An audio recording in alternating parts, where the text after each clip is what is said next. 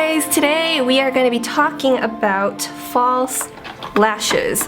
So I want to help you guys, with any kind of tips when it comes to choosing them, applying them, just what you can do to alter the shape of your eyes with false lashes. So we do have quite a bit to cover. Let's get right into it. So as you can probably tell, I don't have any mascara or any lashes on. I also have not applied any liner on my upper lids yet, so this look is definitely incomplete right now. So I'm going to go ahead and apply some liquid liner. This is just going to make things a lot easier since I will be putting on and taking off a bunch of lashes, so it's just going to be a lot faster. But I do prefer the look of gel liner more, and even pencil sometimes, so just in case you're wondering. But for the ease and efficiency of this video, we're gonna go with the liquid liner. I'm also going to lightly curl my lashes. I'm going to be applying just this Mega Plush mascara because I don't want my lashes to look too exaggerated so that you can see more of the false lash. I'm also going to apply my L'Oreal Lash Out Butterfly Mascara to the bottom lashes because I just like for those to stand out as well. And both mascaras I used are waterproof. If you have stick straight lashes, go ahead and use a waterproof mascara. And this is the look that we're starting with before we apply any false lashes. So the lash glue I typically use is from Duo. This is the clear one and this is the dark tone one. It just means that it ends up drying black and this one ends up drying clear. I'm actually going to be using this new lash glue from Kiss. It's odor-free, latex-free, and waterproof. So for anyone who might be allergic to latex, this is a lash glue you could consider. I also used to really like the Revlon one. They have a latex-free one too. Let's start with this pair that you can actually find at Walgreens. It is really natural, great for those who don't want too much length. I have actually used this on a number of brides, so it is a really great pair. And it does have a clear band. It's a little bit more flexible than the thicker black bands that you'll sometimes find on some lashes. So this typically tends to be more comfortable, which is what I really like about them. So here are two ways that you can actually remove these if you're unsure. You can just grab a pair of tweezers and just gently take them from one side like that. Or for those who are a little bit more pesky, sometimes there's a lot of glue on these and it seems like you're going to ruin the band by doing that. You can just have your finger push down the lash like this. This way you don't ruin the band. And then that'll have it come right off. I actually just placed it on this eye so that you can see. I wanted to just measure it real quick. I haven't glued it down yet. What I usually suggest is not having this go too close to the inner corner. I can actually already feel a little bit of discomfort, so I'm going to have this go a little bit further out even. And you can clearly see that I do need to trim these. So I'm probably going to trim about 2 or 3 notches off of it. And because my eyes are actually different shapes and different lengths, I'm going to go ahead and measure the other eye as well. Let's try out this new Kiss lash adhesive. I do hope it's good. It's the kind that has a little stick right here. So I'm just putting a thin strip of glue on the band. I'm going to keep it really thin. And then you want to give that about 10 to 30 seconds for it to get a little bit tacky before you apply it. That way it doesn't slip and slide around too much, but don't wait too long. Okay, the way that I like to apply my lashes is I have a mirror here. I like to look down into it, and I usually like to attach this end first and then attach the other end. Okay, so the lash is on. We have the lash on this eye and I didn't apply anything on this eye. So I'm just going to go over the lash band with some liquid liner. I noticed that the glue actually picked away at a little bit of the liner and we don't want any strange gaps. So I'm going to go over the band. As you can see, these are really natural. Pretty much my natural lashes do blend into them, but I highly recommend these for anyone with short or sparse lashes. I wanted to show you guys the difference between a clear, flexible band with a lash that has a thicker black band that isn't as flexible. So this was the one that I just applied on the other eye. And then if you look at this lash, you can tell that the band is much thicker and it's just a thicker black band. I'm going to be applying these Mosquito lashes in Unforgettable next.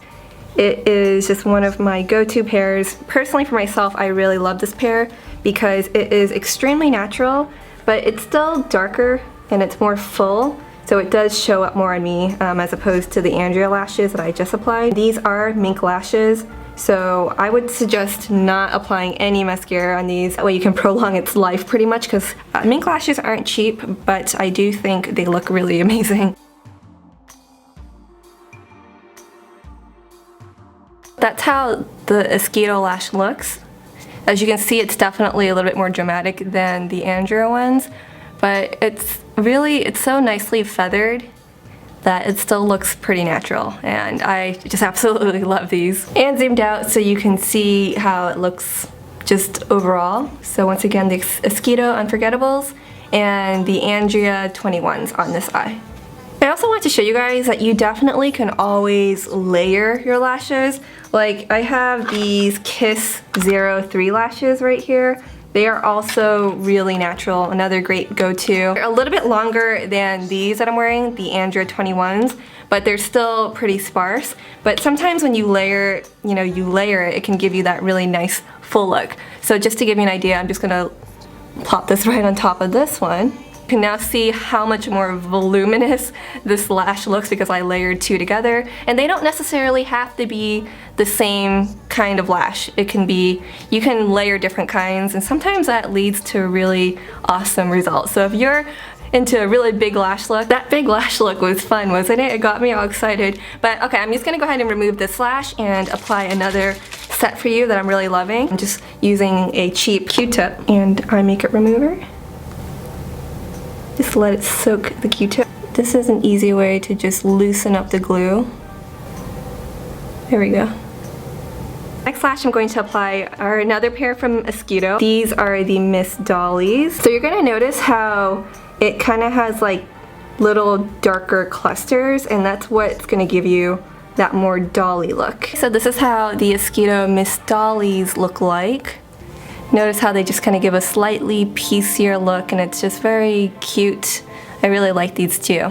Whereas these are a little bit more just like full throughout. You can see me wearing the Miss Dollys on my Instagram. Follow me if you aren't already. The last thing I wanted to demonstrate is how you can alter the shape of your eyes with the way you place your lashes. So, usually you don't want to place the lash too far off from here unless you're going for that dolly look and you're doing a liner in a certain way. And usually you do want to apply the lash as close to your lash line as possible, but for this we're going to be doing it a little bit differently. This is the same lash I'm wearing on this eye. I am going to once again get the outer corner attached first. I think this makes it easier, so just apply that. If you want that a little bit lifted, you can. And then for this inner portion, I'm actually going to have it lifted and sit a little bit higher than where my lash line actually lays. Notice how this inner part, if you can see right there, there is a gap there. That's gonna actually kind of push up the eye, creating the illusion that your eye is more open and just bigger. And just blend it right in, just like that. I'm just going right below and making sure there's no empty gaps. And once again, if you use a gel liner in this instance, it's gonna look better because the gel doesn't dry shiny, or at least most of gel liners don't.